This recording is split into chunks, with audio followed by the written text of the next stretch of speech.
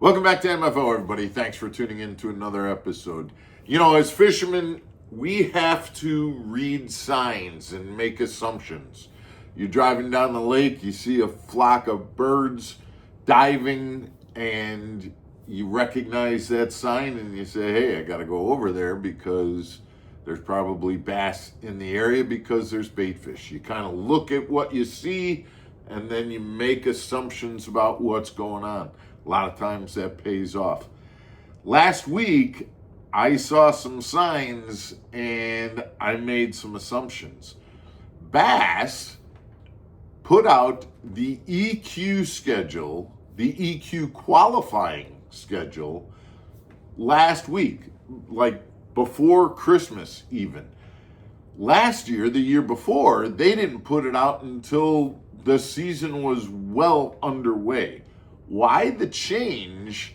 Why put it out so early? I've got some theories about that. We're going to talk about it. Plus, we'll tell you what the schedule is in case you haven't heard the news yet when we come back.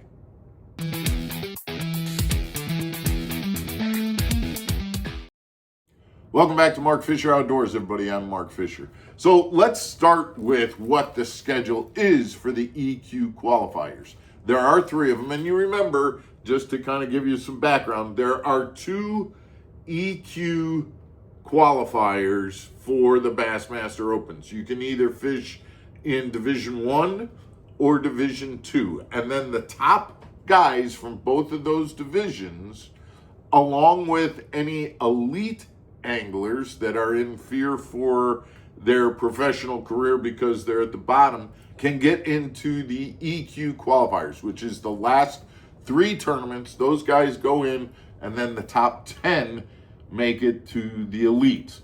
So where are the three qualifiers at the end of the season? Well, on September 23rd through the 25th, they're going to be going to Norfolk Lake in Arkansas.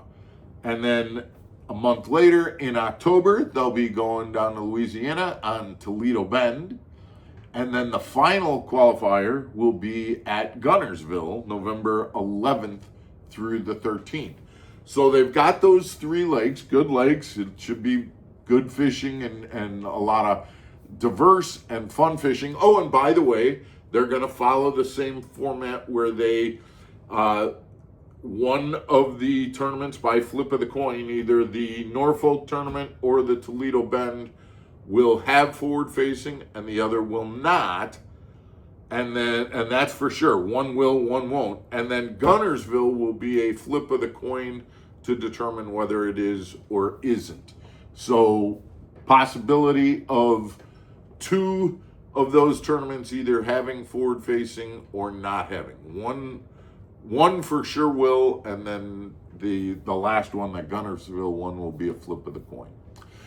So they're following those same rules. They've announced all of that.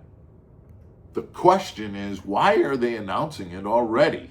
And I think the answer, and again, this is an assumption, guys, but I certainly want to hear your view on it, is this sentence that was the last sentence of the press release that came out, and that is that spots are still available. And I think that that's probably why that announcement came out. Number one, just to keep it, in the forefront of people's minds that fishing the opens is still a possibility. There have been, the entry dates for the opens have been out for quite some time. But we know that the pro circuit is full.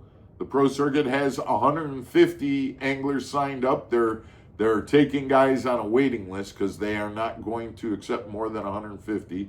The MPFL is full.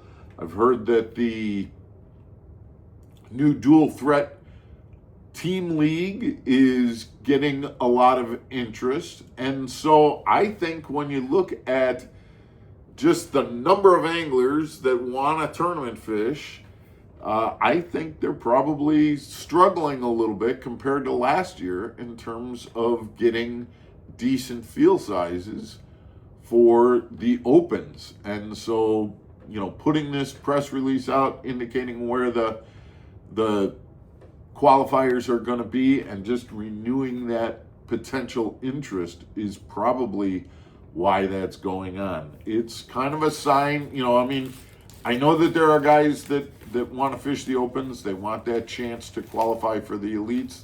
I've heard it amongst my friends that, it's really all about being able, it's the first step in terms of being able to fish a Bassmaster Classic. Not so much that they really look forward to being on the elites, but it is the only route that you can take if you want to fish a Bassmaster Classic.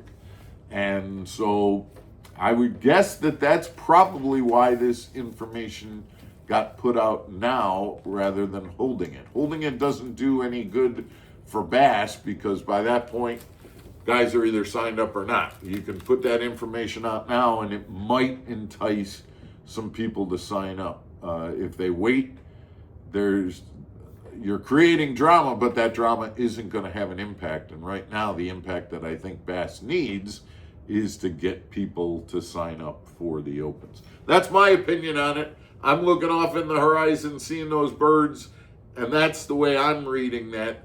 Let me know if you read it any differently. I'd love to hear your opinions on this topic. Guys, thank you for tuning in. It's brutally cold out there, so stay warm wherever you are, and we'll see you again tomorrow on another episode of Mark Fisher Outdoors. Take care, everybody.